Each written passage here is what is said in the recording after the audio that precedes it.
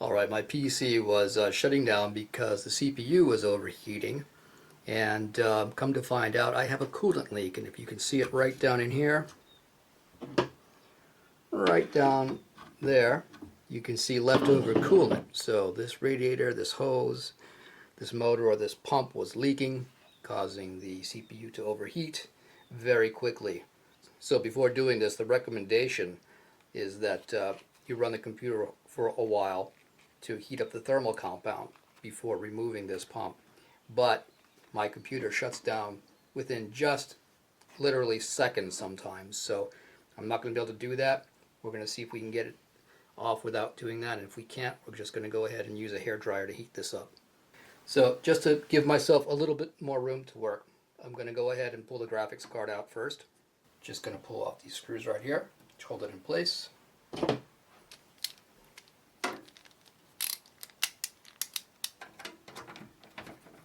And we're going to go ahead and lift this off and set it aside. Now I'm going to go ahead and release the tab holding this graphic card in, which is right here. Just press it down and pull out the graphics card. I'm just doing that to give myself a little more room, and plus I want to see if there's any coolant contaminating this motherboard.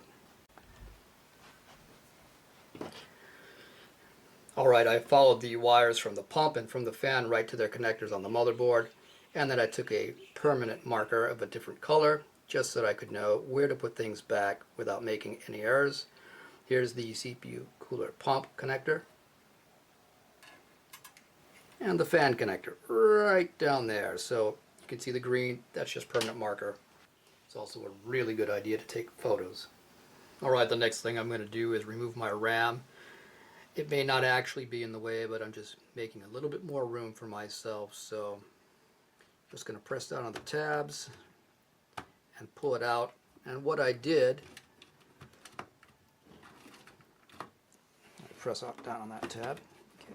So what I actually did was mark RAM stick number 1 in the first slot, and I put a number 3 on this RAM stick, just so I stick it back in slot number 3.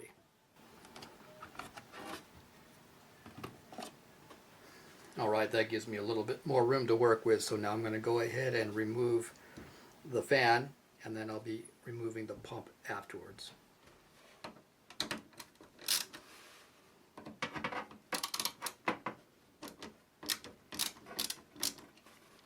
So it's always a good idea when you're removing screws to use some kind of a crosshatch pattern, just to avoid overstressing just one section, especially on critical components. This one is not so critical.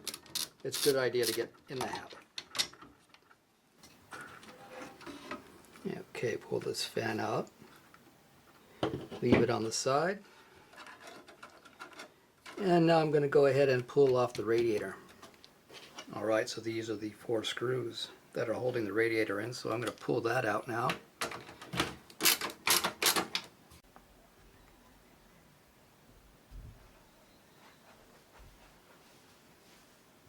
Okay, so here's the radiator, and it is loose and ready to come out. Alright, so now I'm going to turn my attention to the pump motor. This particular one happens to have 2 screws. One right here and one right here. And I'm going to go ahead and loosen those screws, which are spring loaded, and there's some catches down there. So once again, I'm going to loosen these screws evenly and a little bit at a time.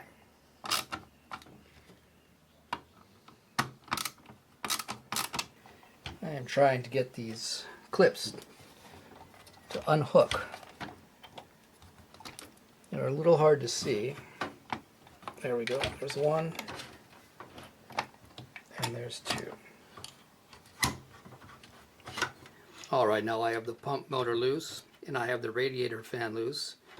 However, there is one additional set of electrical connectors that I didn't see. Looks like a radiator fan temperature sensing unit coming out here, so I need to follow this lead and find out where that goes and mark the connector on the other side.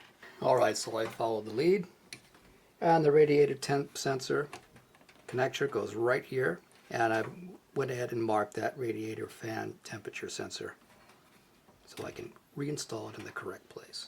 Alright, I have the pump and the radiator completely disconnected and the connector's off. We're just going to go ahead and pull this out. And now we're also going to go ahead and pull off this connector right here for the fan.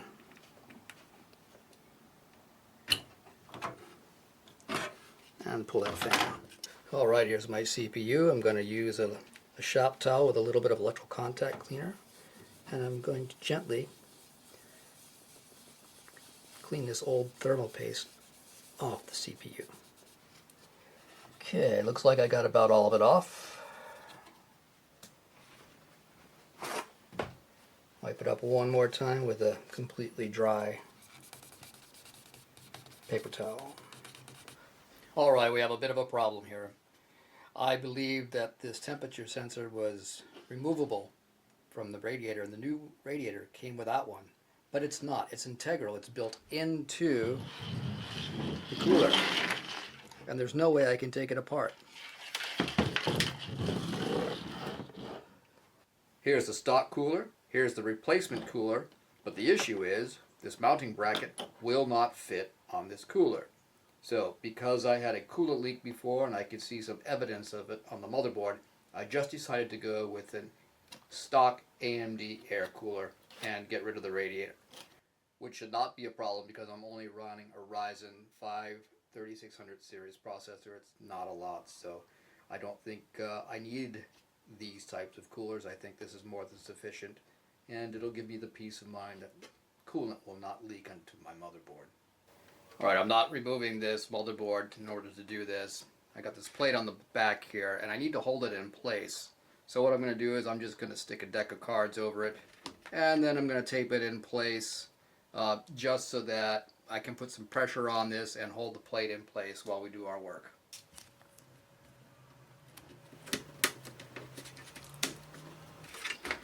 Alright, that should do. Now we're going to flip this case over.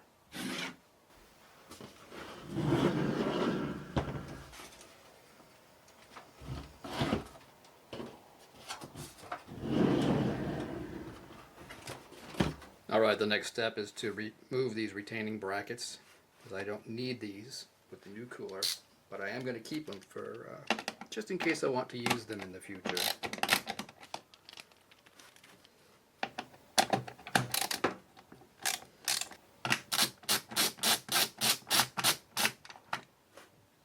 Alright, we're going to go ahead and set this in place. This fan already has thermal paste applied from the factory, so we're just going to go ahead and drop it down, orienting this side of it away from the memory sticks over here.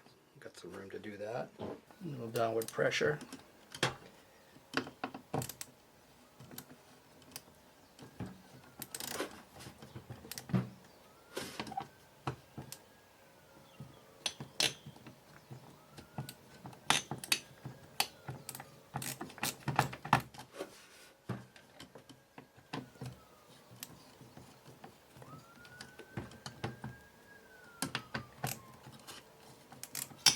Using a crosshatch pattern a few turns at a time, so we tighten this up evenly. Okay, all of these are bottomed out. Just double check one more time.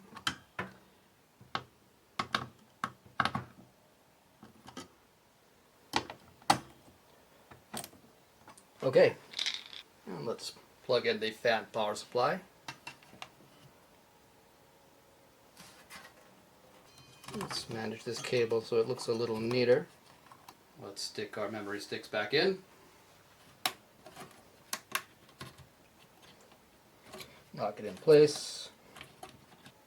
This is in slot number 3.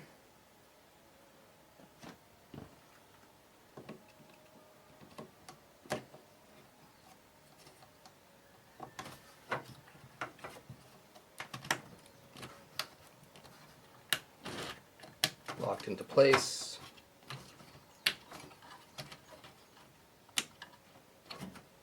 Let's put our graphics card back into place.